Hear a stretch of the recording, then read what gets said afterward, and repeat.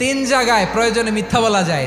এক নাম্বার, আপনার ওয়াইফকে খুশি করার জন্য, সে একটু এরকম না বলে একটু কৌশল করে বললে খুশি হবে, ওটা বলা যায়। দুই নাম্বার, জীবন মরণের ব্যাপার, জান বাঁচানোর জন্য একটু কৌশল করে ঘুরিয়ে বললেন, এটা জায়েজ। তিন নাম্বার, দুইজন ঝগড়া লাগছে, তাদেরকে মিলিয়ে দেওয়ার জন্য কৌশল করে একটু মিথ্যা বলা, ঘুরিয়ে বলা যায়। দুইজনের মধ্যে দেখলেন যে সম্পর্ক খারাপ, একজনরে বললেন, ভাই সে তো ওই দিন আপনার ব্যাপারে অনেক প্রশংসা। কি আমার ব্যাপারে প্রশংসা? কি বললো? এই বললো আপনি নাকি এই করছেন ওই করছেন, অনেক প্রশংসা। লোকটার মন খুশি হয়ে যাবে তার ব্যাপারে, ঠিক কিনা?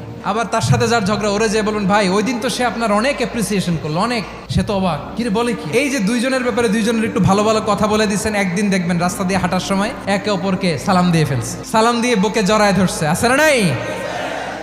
আবার মিলমিশ হয়ে গেছে। কিন্তু আমাদের স্বভাব হইলো, দুই প্রতিবেশী যদি একসাথে বসে একসাথে হাঁটে, দূর থেকে দেখলে আমাদের জলে, আছে না নাই?